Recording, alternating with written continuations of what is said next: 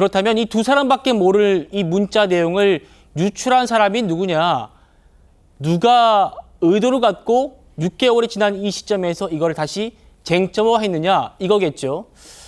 일단 친한계에서는 이 사람을 특정합니다. 이철규 의원이죠.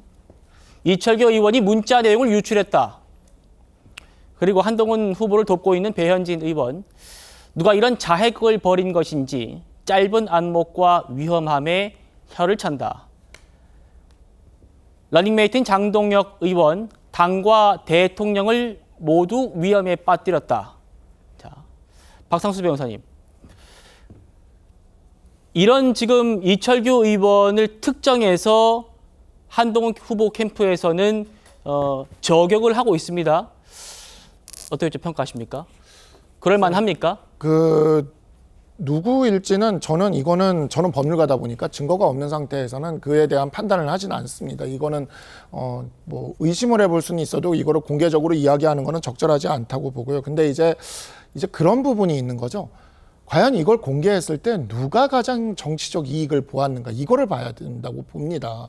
그러니까 정치적 이익이 전혀 없는데 이것을 공개한다고 한다면 그럼 뭐 원해서 자기가 정치적 자살을 하겠다는 건데 그런 리는 없는 거지 않습니까? 그러면 누가 가장 정치적 이익을 보았는가라고 봐야 되는데 첫 번째 문자 공개 이후에 한동훈 캠프에게 계속해서 질문이 들어갔단 말이죠. 네. 어떻게 해명할 거냐, 어떻게 대응할 거냐. 그러면 그거는 한동훈 캠프에게 유리한 게 아니라는 겁니다. 그러면 그런 질문이 원희룡 캠프에게 가지는 않을 거예요. 나경원 캠프에게도 가지는 않을 거라는 거죠. 윤상현 캠프는 말할 것도 없고. 그러니까 이게 정치적 손해를 보는 쪽과 이익을 보는 쪽이 명확하게 갈라진다면 정치적 이익을 보는 쪽에 대해서 의심을 하는 것은 너무나 당연한 일이라는 생각이 들고 두 번째 문자 공개 같은 경우에는 내용적인 면에서는 조금 애매한 면이 있어요. 이게 이 내용까지 이렇게 공개가 되는 것이 과연 소위 말하는 한동훈과 비한동훈으로 이렇게 나눠진다고 했을 때 비한동훈 쪽에게 유리한가 이에 대해서는 좀 의문이 되는 면이 있는데 시점적인 면을 본다면 어제 저녁에 이게 공개가 돼서 나오기 시작을 했거든요. 근데 어제 오후까지 가장 이 전당대회 뉴스에서 가장 핫한 뉴스는 제2연판장이었습니다. 네. 근데 이 제2연판장이 이 문자들이 공개가 되면서 싹 들어갔단 말이죠. 그러니까 그렇게 보면 시점적인 면에서 누가 정치적 이익을 얻고 있는가를 또 우리가 확인할 수가 있습니다. 그래서 누가 정치적 이익을 얻고 있는가를 보고 우리가 이 부분을 판단할 수 있지 않을까 이렇게 생각을 합니다. 알겠습니다. 자, 이 문자 파동의 배후로 지금 지목된 이철규 의원은요. 왜 나만 갖고 그러냐? 왜 모든 게 다 나라는 거냐? 왜 내 탓이라고 하냐? 이렇게 얘기를 하고 있습니다. 무슨 일만 있으면 내게 책임을 돌린다. 문자 관련 이야기는 들었어도 실제로 내용을 본 적은 없다.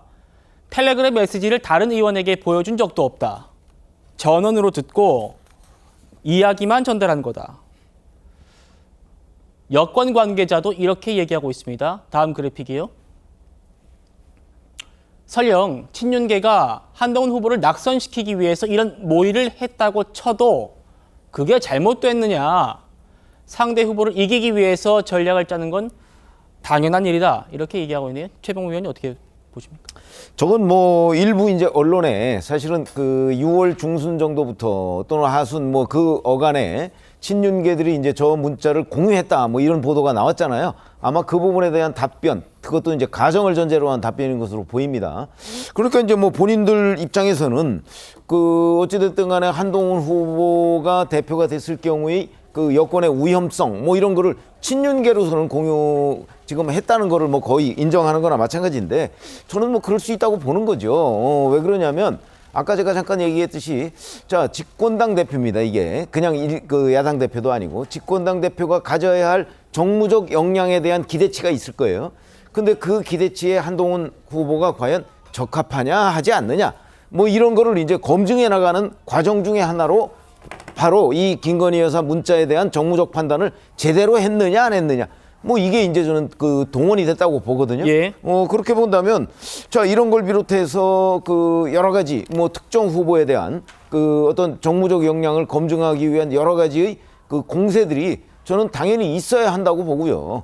그런 점에서 이제 뭐 전당대회 개입? 뭐 개입하려고 하는 거겠죠. 그래서 이제 한동훈 후보는 뭐 정무적 역량이 부족하니까 뭐 다음 기회에 하라는 둥 뭐 이런 식의 공격이 지금 아마 집중되지 않을까 싶은 생각이 들어요. 그럼 이거를 이제 전당대회 개입이라는 관점으로만 방어하려고 하면 본인의 정무적 역량에 대한 그 어떤 일각의 의심, 이걸 불식시키려는 노력을 한동훈 후보가 전혀 하지 않은 채 전당대회 개입하면 안 된다, 이렇게만 해가지고는 전 방어가 안 될 거로 봅니다.